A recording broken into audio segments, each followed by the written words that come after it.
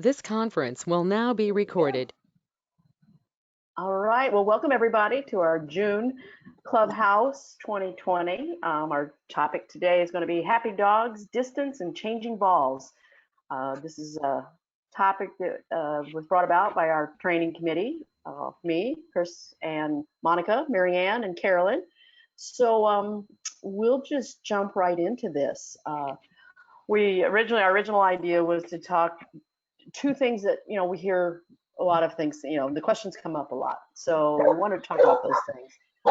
And that would be the distance and changing balls.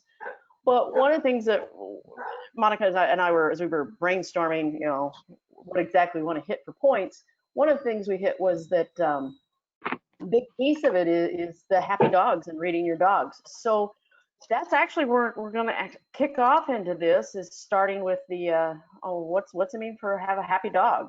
And where's this play into it? And I better watch out. I think I just hit random play. All right, so when we're training for distance, really one of the first things that comes out to get distance, we really need the happy, confident dog. With a confident dog is always going to do better at giving you distance than one who's not so sure. Even though they may have done something, whatever that might be, a lot, if they're not feeling really confident about it, if they're not really giving you those happy signals, they're not going to go as far as if they were really confident. So there are tons of things out there on the internet now about reading your dog and reading stress signals. And so we're not going to delve too deeply into what that can look like, but we do want you to remember that when we're training, when we're working on things, from my perspective, it's a conversation you're having with your dog. And if that conversation is going well, if you've got you're getting those happy dog signals, and that can be everything from the dog offering attention. That is one that sure, we can train them to pay attention, but when they're engaged with us, when they want to play, they're going to offer that attention to us. You'll see relaxed faces, loose bodies. They're going to move faster and smoother. They might even look like they're kind of doing a little dance beside you before you send them out. You might get a little excited barks. A lot of things that indicate that a dog is feeling relaxed and comfortable and wants to play. They're not throwing off what we call the stress signals. So, right here I have pictures of 3 of my dogs. And we're going to go flip to them showing some stress signs in just a second. But right here, here's 3 of them, and they're all giving you a very relaxed face. There were 4 dogs. We were trying to do a photo shoot. You're trying to get all of them together with me. And if you've ever tried to take a picture of 4 dogs, that's just a real fun event. But here are a little snack. Yeah, that went well. I have a whole lot of those pictures. Whole lot of hot dogs disappeared that day. But you can see every one of those they're attentive, but they're relaxed. The mouth is relaxed. Every one of those dogs at that moment when that picture was taken, they would have been happy to get up and do anything. They understood the criteria of what they were doing, which was just sit there, please. And they were doing it at that moment. So we got that happy face. Of course, when we're training for Treibball, we don't have little stationary things. So this is only this is a stationary picture. We've got to read a lot more in their motion, what their whole body and movement looks like. But this is at least the starting point. What does a loose, happy dog look like? Versus what is a stress dog? So this is the same little scenario. This is just different snaps of 100 of them, and little pieces of it. We really want to emphasize, we really want to read your dog, not blame your dog. Like I say, it's a conversation. So when your dog starts giving you these stress signs, even if it's just the little ones, well, it's a little yawn, it's a little lip lick, it's just a little thing. It's your dog already starting to say, I'm not so confident about what's going on. I'm not so comfortable moving. You're not as likely to get distance or happy switching between balls practice when your dog's giving you those signs. And we're going to get into what might be causing those signs in a minute. That's where we'll go to. But all these things that I've got listed on, I think your right side of the screen, slowing down, excessive barking, peeing, eating grass, lip licks, stiff moments, yawning. You know, when I look at these dogs, this border collie right here was very clear. I have had it. I got better things to do with this day. Big yawn. That Sheltie couldn't look any more bored if he tried. That is the equivalent of the eye roll. I don't want any more hot dogs. I don't want to be here. Let me move on with my life. And the two in the center here, they were doing great, but those tongue little derps are out because I'm pretty sure that was the moment of the Belgian Malinois, their arch enemy, was let out across, and they both flipped. They had lost their focus on me. Tongue came out, and they were getting ready to take off because something really important came up, and it wasn't me and my daughter's hot dogs or anything like that. So at those moments, I wasn't going to have, if I had been doing anything else, my training was gone at those moments, looking at those dogs. So it's all about just keeping those motions. So we're not going to go any further than that, but you guys all know your dogs. You know the signs you see when things are going wrong. But I just urge you to think of it in terms of your dog saying, they're not bad dogs. They're just saying, I don't really get it right now. This is really worrying me. Or maybe my arch nemesis across the road got let out and I've got something really important to take care of. So we want to be aware of those things so that we can try to pull back that training before we're too far gone and now we got a lot of bad stuff going on. So we want you to really read those behaviors.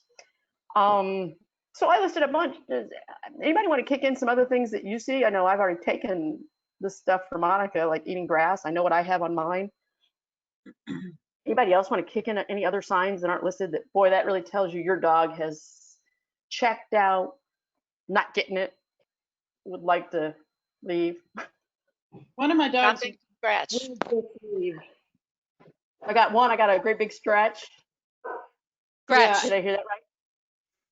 Oh yeah. Ooh. Yeah. What else? I heard, Walks Mine away. barks and spins. yeah, bark and spin, walks away. Yeah. He's not in any of these pictures right up here, but my young boy, where I practice has a lot of sticks scattered, little trees. No way I'd ever clean them all up. When he gets frustrated and doesn't understand, he'll try for a long time to work with me, but when he gets frustrated, all of a sudden he will just reach down and snatch up a stick and say, let's play with a stick. And that's my sign to me. He said, screw it, let's go do something fun, because and if he's engaged, he trains all over those. He didn't care about those sticks, but when he's frustrated, let's have a stick, because it'd be better than what you're doing. I read the message loud and clear. I don't get it, I'm done. So yeah, you got to know those signs with your dogs. When's your dog saying that? It's time to move on. Okay, so I think I said move on. Cool. Yes. So when we talk about distance, let's define that, because when we in Treibball talk about distance or when we get questions, generally we mean something very specific. And let's just make sure we're all on that same starting page. Many trainers and situations, when we're talking about distance, it's a matter of, okay, I can get them to do that behavior, sit down, whatever, pick that behavior. I can get them to do it right beside me, but I can't get them to do it if they're 10 feet away from me. Or you know, how do I get them to still do the behavior if they're far away from me? In Treibball, usually we're talking very specific. It's not just the dog's ability to do behaviors out at a distance. Usually when we say it, we're looking at that opening of the game. How do I get my dog to run out that far, whatever that far may be? So, you know, we want to define what, for any time we're trying to build that distance, what's our starting point? You know, the top picture, that's Mickey in a goal. He's sitting beside me. He's giving me some attention. That's my starting point. We'll ignore the fact of, walking in the field, that's something, but for the moment, for just this small part, it's sitting right beside me, getting ready. What's the end point of the behavior where we're talking about we need distance? It's when the dog gets out behind that formation, or potentially, if it's just one, getting them to go way out, but they get behind that formation. And for Mickey, his position is a stand. He balances with a stand position. So that's our start. Usually it's in the goal. End point is some behavior behind that point ball. And then the distance is going to be defined by how far you need for that game. So that was intermediate. He probably needed 30 feet to do right there. So for me, when I was trying to get to that point, I was needing 30 feet of distance. So, how do we get there? What's my criteria for that? My criteria for that was he ran straight out. He didn't spin. He didn't run somewhere else on the field. He didn't have massive barking. A lot of times when I first from that very moment of first send, I get a bark right as I send him, and then I won't get barks as he's running out. He doesn't stop and do any of those things. No peeing, no, doesn't grab any sticks. So my criteria is he goes straight out and he finds that balance point where he's supposed to stop. That's my criteria, that as we usually ask the question in Treibball. So everybody on board with that we're not just talking in a general thing. That's the question we usually had. And if at the end, if we want to talk about other situations, we can. But if everybody's okay with that, we'll just go with that as the start point of what we're working on. All right, so with that, I have to keep moving you guys on the screen here. You keep getting in my way. So with that, what can we put? What's the important thing? Well, really, the important thing is at that moment, it was his ability to run confidently 30 feet away from me. So if I take out everything else, it doesn't matter if he's going to sit right beside me. Doesn't matter if he's stopping correctly lined up behind the ball. My first question is, will my dog run away from me for 30 feet? And for some of us, that's not a real big question. The dog would happily go to the next county. For some of us, and if you've trained that shy dog, that one that's a little more fearful, a little softer, wow, 30 feet is like forever away from you. So the first question you have to ask yourself is, can I get that dog running that far away, playing games that have nothing to do with the ball right now? Can I get that distance? And one of the places we start is just with, can you get it with the basic behaviors that we do for fun? Can you do a treat toss out and your dog will run out there? Now, we won't ask if you can throw 30 feet, but that is a separate issue. Can you throw a toy far enough? Can you get that dog to run away from you for fun to go get things? That's a first place to start. If your dog won't go beyond 10 feet, just running out for a toy or a treat, something really yummy, we're probably not going to get 30 feet. So we really want to build it up with just fun. Those pictures, that's a baby dog. Kaylee was maybe 4 months old. So this is a long time ago. And this was we were just playing with a soccer ball. She loved to chase the soccer ball. She was right there. She was ready. That soccer ball was kicked away. And in a heartbeat, she dashed out those 10 feet and got behind it. She didn't know anything else with it. She was 4 months old, but she just got behind it and was waiting for the person to kick it again. So just simple little games to get them going out. So maybe you can't throw a toy, but could you kick a little football that they might chase or something? So fun games that they will play with you and run away. And they're almost intrinsically fun. The next step will be, can we play distance games where, again, no ball involved?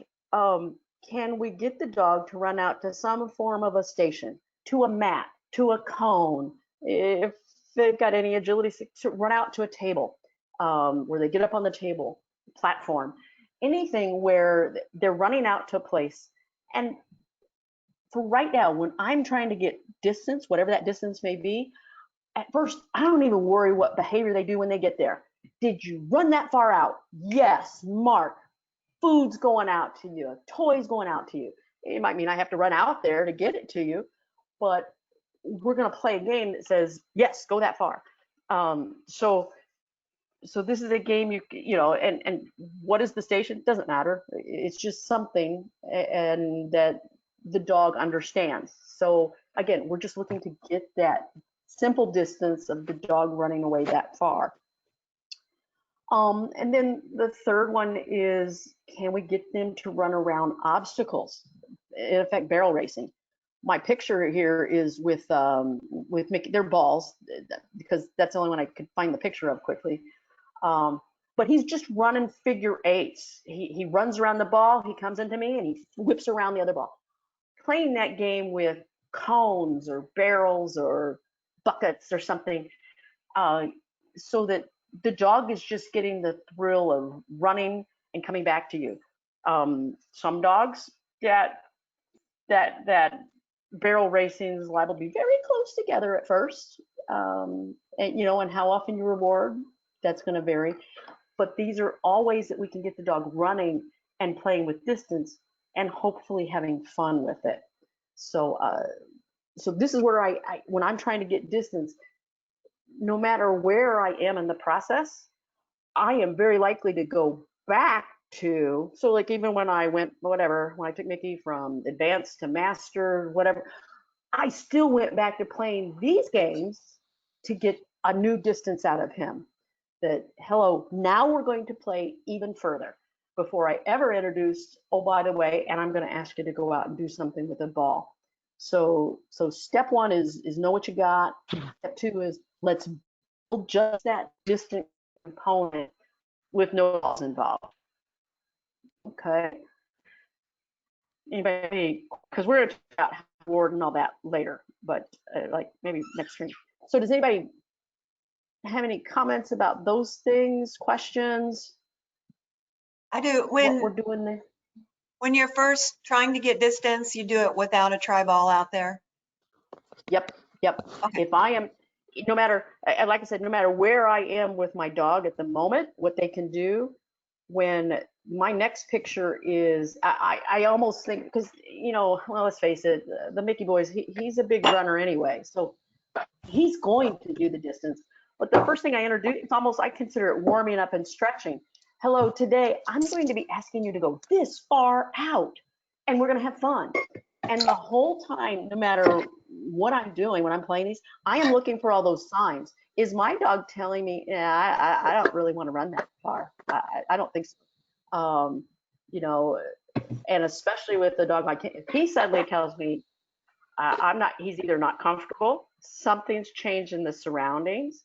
He's surprised that he's running that far out away from me when I'm loaded with some sort of excellent cookie. Or, you know, or maybe he had a bad day yesterday and he pulled a muscle somewhere, so he's not really that comfortable running. So, you know, that's one, well, not on the list.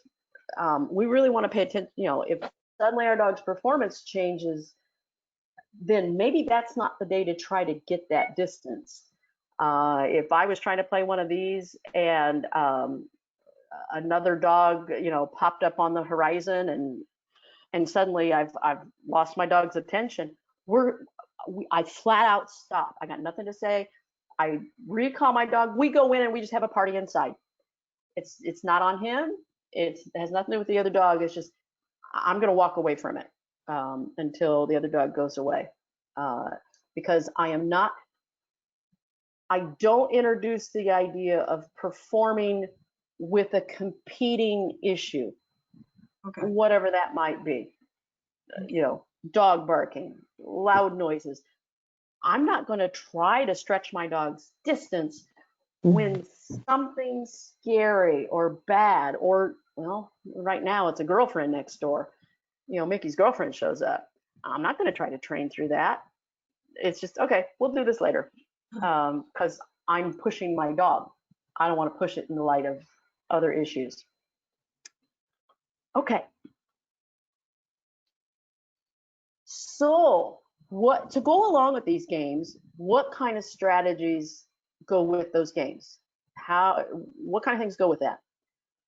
First off, as I said, we play the games without Treibballs to start. I want the dog to be comfortable doing that distance without the pressure of the balls. And there's really two reasons, and we're going to hit on those later, why I first go back to without the Treibballs. No matter which of those games, whether I'm playing, go to a mat, go behind a cone, playing barrel racing, I'm going to vary the difficulty, the distance, all the time. Even within a short play sequence of playing those games, my goal is to make the dog successful.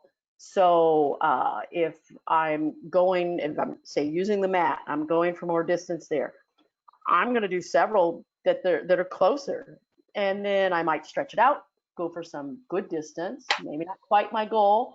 I'm going to come back in and do it. And my dog is always going to be getting cookies for going out and getting toys, whatever I'm doing that day. He's going to be getting those rewards out there at that mat. I don't just incrementally go, okay, well, 10 feet, yeah, we got it. 15 feet, yeah, we got it. 20, we got it. 25, yep, also good. 30. I don't just go from super easy for him to what at the time could have been big distance. I just occasionally throw in that further 30, and he's getting lots of rewards for playing along the way. So we want to vary that distance. Maybe we move the mat. Maybe we move away from the mat. Maybe we move, but if I have two cones out there and we're barrel racing, I might move closer to one cone so it's a really short loop, and then send him to the far one. And then I shift my position in there so he's not always doing a hard distance. So the distance, so we keep that dog successful. These three things go very, very together. I'm going to toss that cookie if it's time for a cookie or a toy. I'm going to toss it behind the dog so they'll go even further away from me. So even if I'm doing a Vicky, thank you for the squeaky. So even if I'm doing a figure 8 barrel racing, I'm going to at some point mark him and throw the cookie even further away. So he has to get further away from me.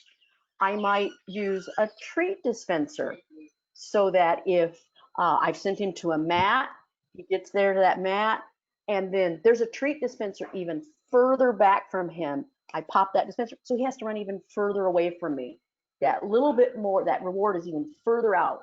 And if I am building distance for something, I do my very best to make sure they are getting way more reinforcement away from me than beside me. And that's hard, because we're thinking, oh, I want to make sure my dog comes back to me.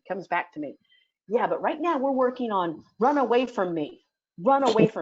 And so we really want those reinforcements to be out there for the dog. And I often have people, wow, I just can't get my dog out there. And as I'm watching them, my response is yes, because 5 out of 7 cookies have come right here beside you. So why should the dog run away? The cookie payout is right here beside you. You got to be thinking, cookies out, throw that toy out, get them away from you. And that's something to watch for. If my dog keeps right here, we're getting the cookies. That's right here. Do they always come in and tug with you? Okay, tug's a harder one to do away from you, but it's time to think about throwing a frisbee, a toy, something out there to get them playing out there. So those three go away, but go together. But it's all about getting cookies, getting toys away from you, so that they want to get out there. The barrel racing we talked about. You can move the cones further apart. You can move your position between the cones to keep it different, and to keep them in the fun of playing. And I wasn't really sure where I wanted to throw this in.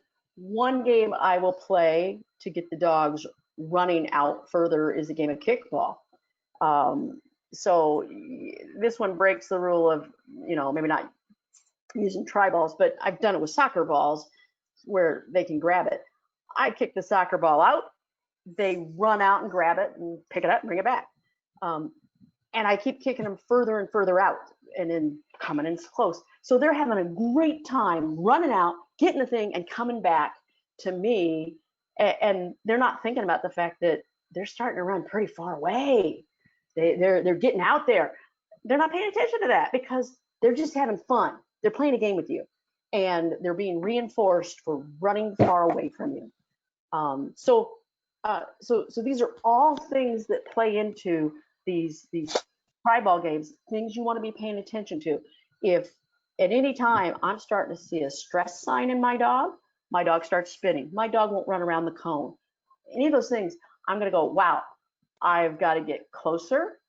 I'm not rewarding with enough cookies or toys. My dog's starting to say, I'm not comfortable with this anymore.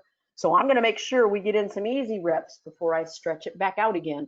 But I'm always watching for those stress signs. Is it the spin? Is it the bark? It's the bite grass. What is it that my dog's saying that, and maybe it's just the fact I went too long. Maybe it's that Sheltie that says, I've had enough of your chicken. I've had enough of the running. I'm hot. I need a break. There's our sign.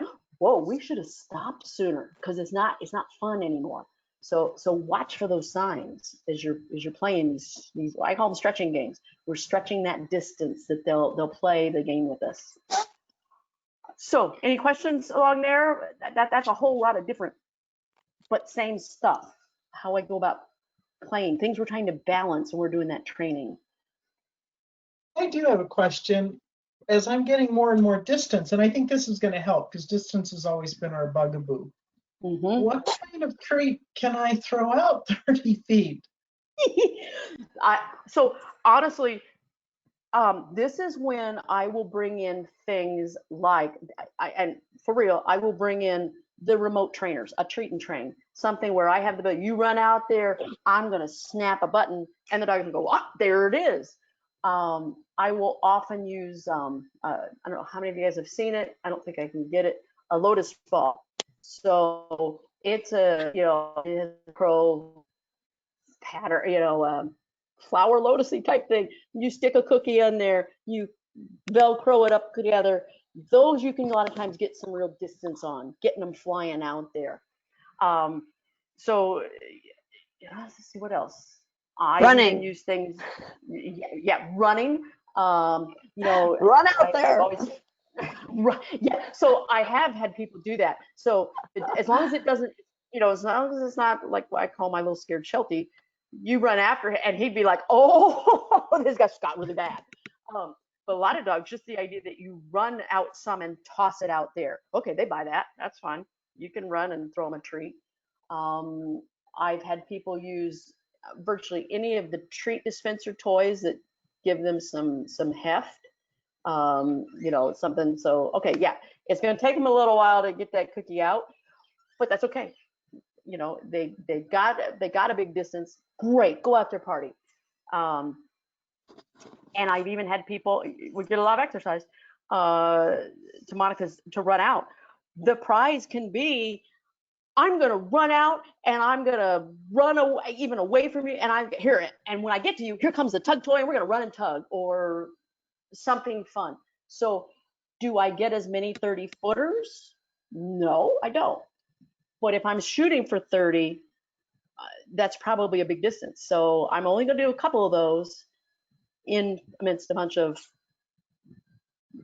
shorter ones. And once I get that 30 some, we'll take it to the next step. So anybody else have ideas for getting those incredible cookies out further?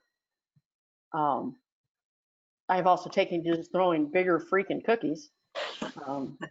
Sad but true. Great, here comes the big one. Woo! I have, as far as like getting dogs that are shy to go out, I don't know if you touched on this, but having a mat or some kind of target and already having the treats out there and then holding the dog back by its collar, or, if everybody's done recalls, resistant recalls, how dogs, if you pull them back, they're more like, you kind of get that, they can't wait to get out there. So, and then the treat is already out at that target.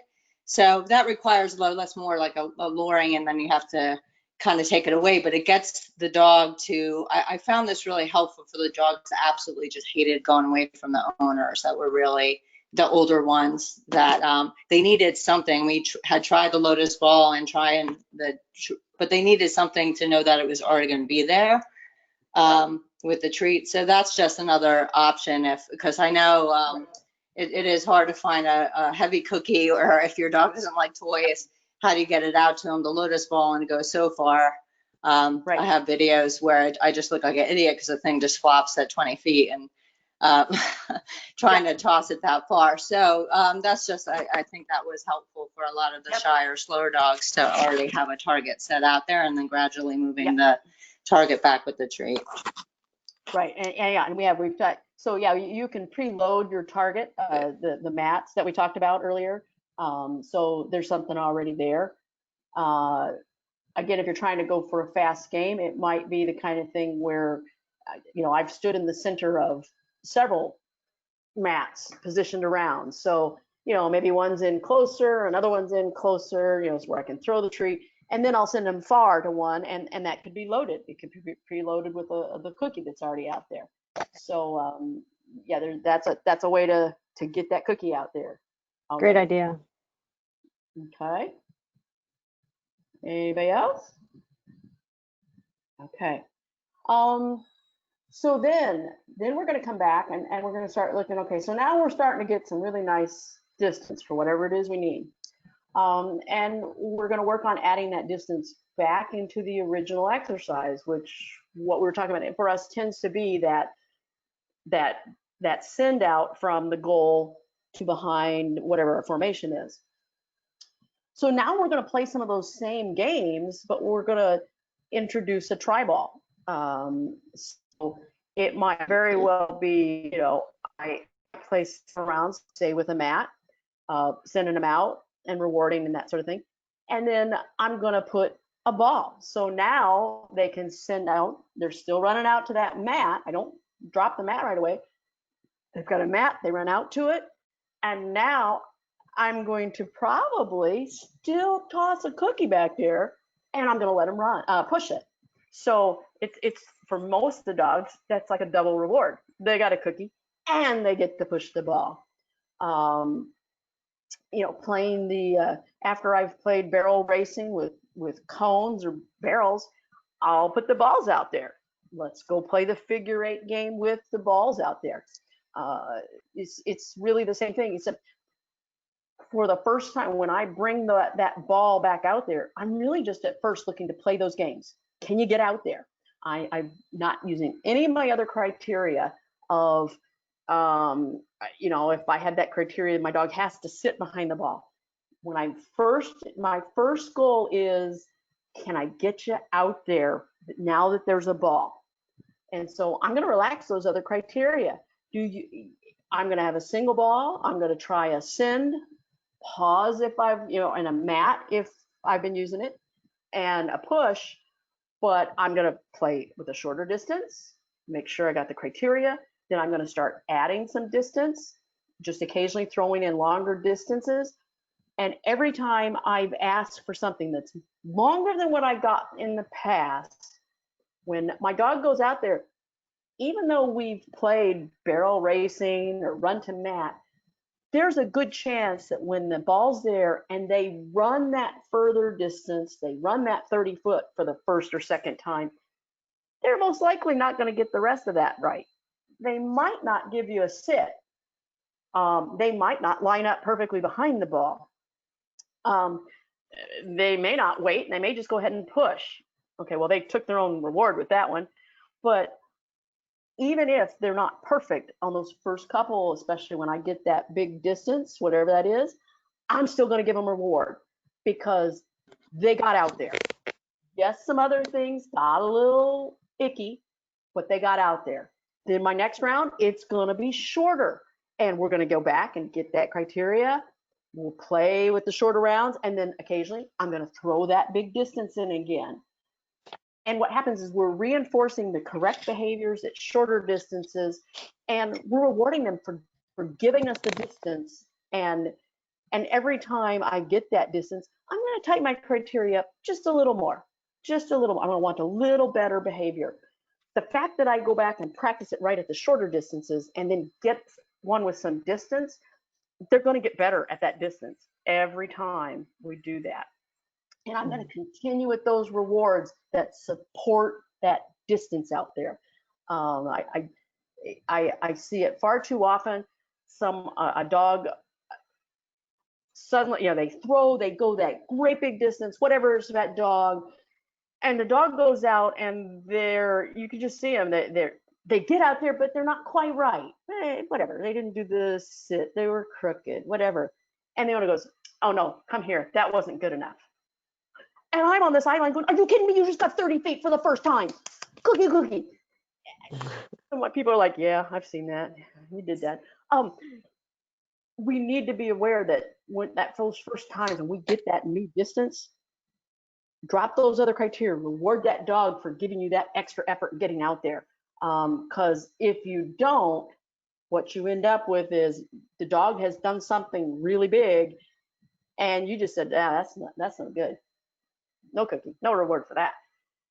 And in essence, you've punished that big run you just got. So just watch out for that. If you maintain criteria when you're trying to get distance and you get it those first few times, chances are you'll punish the thing you were trying to get, which was the distance. They don't read it as, "Oh crap, I didn't do the sit right." They're like, in their head, they just did this big thing. They ran really far away from you and there was a ball and you said that was bad. We don't want to do that. We support this, that, what's the new thing? That distance. And just, we want to really, really play with that. So we get our distance with games, and then we work it back into what was that original exercise, dropping those criteria so that they get that big one. And then we remember, even though I just got that distance, I'm still going to go back and practice shorter ones again, and then I'm going to throw in a long one again. So I don't just go to, now we're doing 30 feet and it's always 30 feet because that's what we do now. I don't want my dog to get tired and frustrated. I want them to think, "Oh, I can do that too. I sure can." And the little short ones are fun too. So we want to keep that dog up in on that positive side of things. Okay.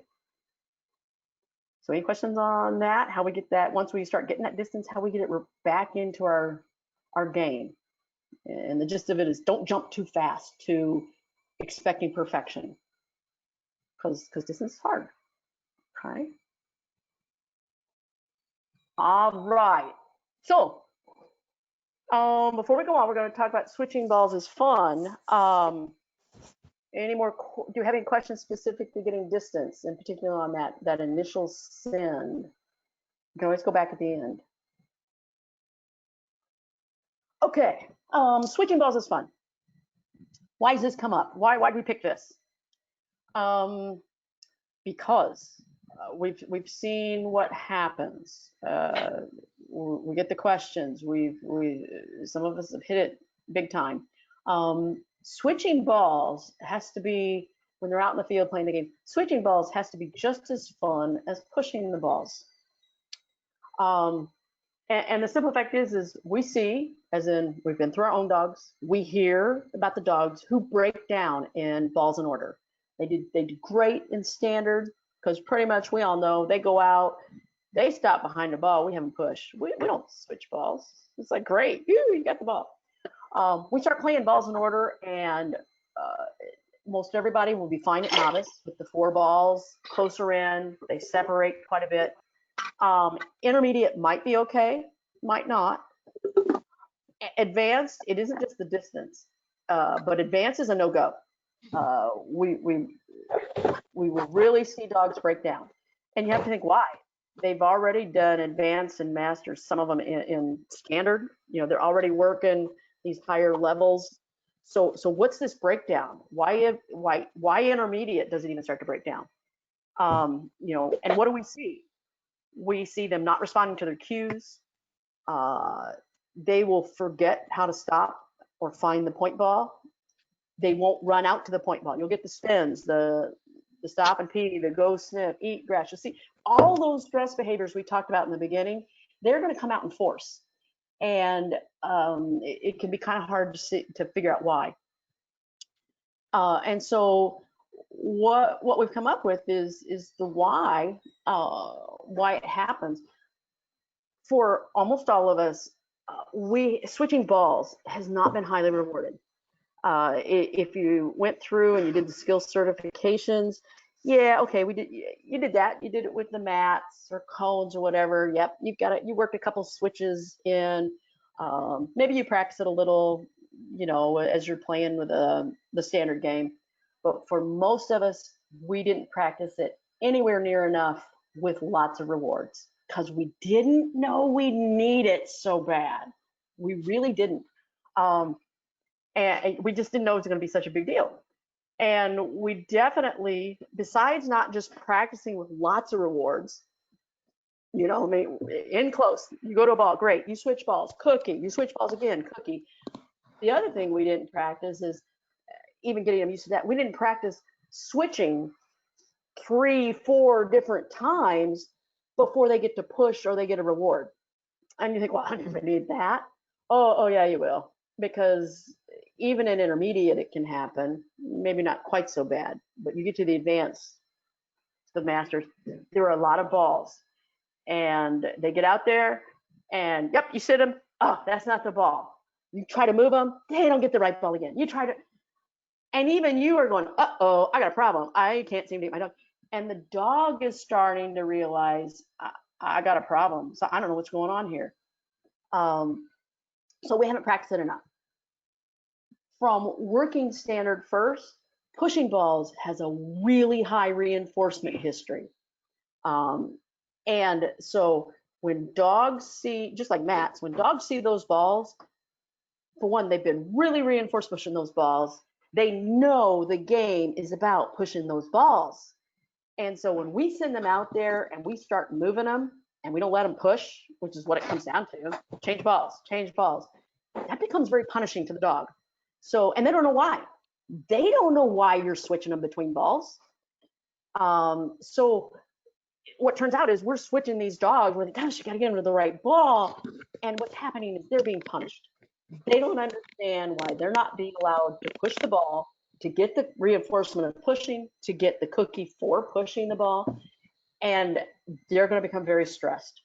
And then another reason it happens is the dogs don't understand their directional cues as well as we think, especially at the greater distance, because we just haven't had to use them. And the flip side is maybe we're not as good as giving them as we think. So we haven't practiced giving cues to whatever your cue, doesn't matter, circle, but it doesn't matter what your cues are. We haven't practiced them enough at distance. And so we think we're clear. The dog's like, I don't know what you want. So all comes down to, we've got some things to work on here to make sure we don't get into these highly stressed dogs. So what do we play? What do we do? So same for why I talk about getting rid of the ball for distance. Go back to mats, no balls. Why? Just that reason we talked about. Those balls have a reinforcement history. So whether I'm trying to get distance, I have an expectation of what that dog's supposed to do. They're supposed to sit. They're supposed to balance with a stand. I'm trying to do other things, other criteria, when the reality is the dog's saying, why don't I get to put? It's all going bad. So go back to just mats or just cones or buckets or something and practice switching placements with a whole lot of reinforcement. Just like we, you know, if you did the skills certifications, only more. Your dog, we want your dog to think that switching and moving between cones, moving between mats, and in the end, moving between balls is just as awesome as getting to push the ball, which means we got a lot to make up for because we already got a great big history of rewarding those balls. So go back to those mats, go back to those cones, whatever it might be. And the other thing besides getting that dog, lots of reinforcement for switching, both you and the dog are practicing your communication of what do those things mean? What do your cues mean? So you're both becoming, instead of fuzzy, the picture's becoming more clear for both of you. You practice, the dog practices, lots more happy. I was telling Monica the story of my old girl. We saw her as a little puppy. She knew this stuff forward and backward. I'm bad at left and right. I'm bad at combine. My arms usually do the right thing, but the words are often wrong. And by God, and come by is the one that often doesn't come. I'd throw the come by arm and I'd say away. She'd go out, but she'd turn and give me a grr. My dog buzzard me for being wrong. And she'd do it every time I screwed up. And I knew she'd go out and do it, but she's like, you screwed up. So, my dog knew better than me what I was supposed to be doing. Sad but true. I had to practice more. So the practice is for both. When you're playing these switching between, and insert words, mats, buckets, cones, it doesn't matter. When you're playing this, vary your distance from the mats. So if you've got 2 or 3, play close, move your distance back. Ideally, I'd love to see you playing with just mats at a distance where you could expect to be doing it in the game. So get yourself back, start close, build that distance that they can read your cues and do the right thing. Vary the distance between the mats. So often, many of us fell into the skills certificates. One of them's like 15, one of them's 10 distance between the mats, and it's even. And you know what? Honestly, I never even thought about it at first. Yeah, look, my dog switches. It's great, right? Well, what I found was, yeah, it's all great if the balls are about 10 feet or maybe more apart. When they're closer together, guess what? My dog's like, I don't know. I don't know what that. So sometimes we want those mats far apart. Sometimes we want a couple of those mats close together, as close as 2 feet apart, and your dog still understands your cues. Sometimes I'd like you to practice where maybe over here you've got 2 that are close together, and there's another one way over here, 10, 15, 20 feet away. Move them back and forth between the close ones, and then try moving them out to that far one. These are all things that come up, and it's so excellent to practice it with there's mats. So you're not trying to get that sit and down. You're not fighting with don't push the ball because I didn't say so, because there isn't a ball. You're not fighting it. Just get your cues down. Once that's looking good, put the balls in front of those cones or mats, buckets, whatever, and then remove the mats, and then start actually throwing in a push of the ball. Getting to the point where switching balls is just as fun as pushing the balls means we owe those dogs a whole lot of cookies. We got a lot of reinforcement history to build up. And as proof that it does work, I can speak for Carolyn, I can speak for Monica, I can speak for me. We've got videos that we can show you where, we probably don't show you the ones where our dogs are falling apart. We didn't put those out there. But we got them. Now you can watch some of our runs and you're like, whoa, look at that dog stopped. And then she just moved and the dog moved. And the dog moved again. And until you've tried to do that with your own dog, you don't realize, whoa, that took a lot to get there.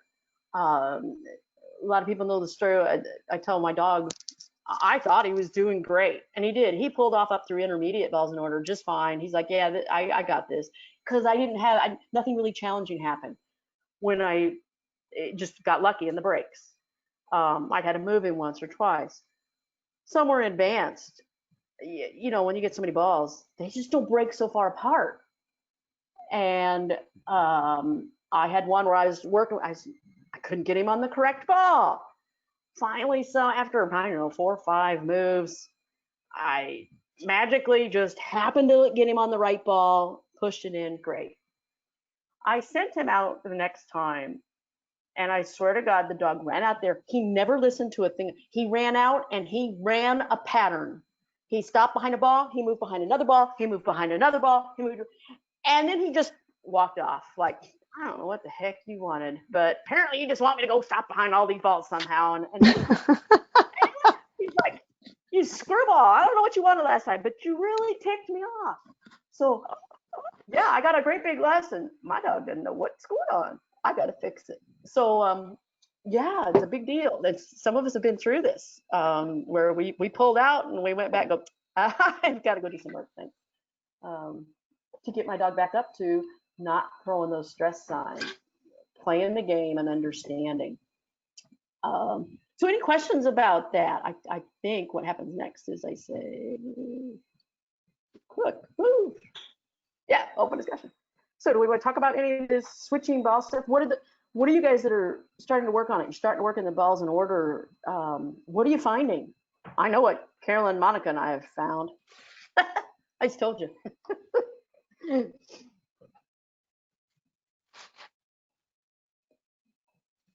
I'm still trying to catch up from being off all winter. And Yeah. I have a problem with lumping instead of splitting. Let's put it that way. You know, I'm like, Yep. well, you did this in October. Yeah. You're not doing it now. So I understand that that's just my very unrealistic expectation. I need to go way back again and start again. I don't have so much trouble getting side to side distance as I have getting forward and back to the balls. So that's another thing that's one thing that she has a lot of trouble with right now. Right. And so, yeah, I would, most people, there's the side to side but throw in the forward and back mats too. I mean, it plays the same as, practicing your cues. I mean, a moment of support. Everybody raise your hand. How many of us have lumped? Yeah, we've all been there. Jeez. We do it. And we all like, you had this? What happened? Oh, yeah, I forgot I didn't practice. Yeah, sorry. So, yeah, you're not alone. And, yeah, so while we talk, I often talk in terms of what we do in the skills certification. Definitely what you're saying. The front to back cues, too. Get it in there. You bet. Understand. How about anybody else? We can't hear you. Not Larry. We can't hear you. Marty.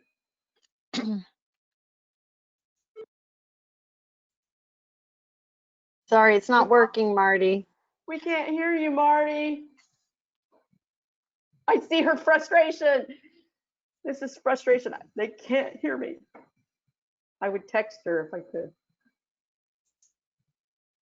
I don't know. We can't hear you. Well, Oh, can you hear me? yay! Yes. We could see you. Yeah. It's like, oh, the poor woman. Yes, now we can hear you. Okay, you can hear now. Thank you. Yeah. I have I'm very new at this. I've got just 2 legs towards my novice, and I'm going to be working Monday actually with Eric for my filming of my 3rd leg. So that's where I'm at with that. I'd like the opinion of all of you. When I go on, further, should I start with intermediate with balls in order? I mean, not balls in order, intermediate standard, or should I go with balls in order? What's a recommendation? Well, I would recommend you do novice balls in order next. Okay, and why is that?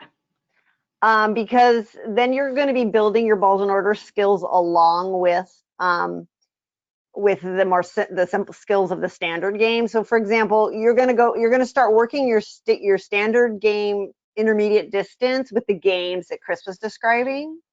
Yeah. Right. And then, but your novice balls in order is you're going to be working then on your switching balls as fun closer in. Okay. So you're going to kind of do both simultaneously, but I would encourage you to in terms of titling, to kind of go from novice standard, novice balls in order, intermediate standard, intermediate balls in order. That's my recommendation. Thank you. I appreciate it. I don't know, what do other people think? Yeah, and I would agree with Monica. That's just when a lot of us started, there was no balls in order game. So that was part of the reason we got so far down the path of we're just charging down distance and pushing whatever ball we want in standard. So that's where we got that great big reward history without really playing the switching game. And now we're like, oh, uh-oh, we got a problem. So yeah, I changed the emphasis for my beginning students, those that have come through with, more than one dog. Okay, it's like, well, this is a little different now. And I'm like, yes, why, yes, it is. Different games have come in sooner and others have pushed out further because actually we need to be playing this a little more instead of waiting so long. So other people don't fall into what I fell into, what Monica, what Carolyn fell into. Yeah. Thank you very much. Good question. And if Eric tells you otherwise, we'll just do what he said. No, he'll respect you. he'll respect you. I know he will. Thank you.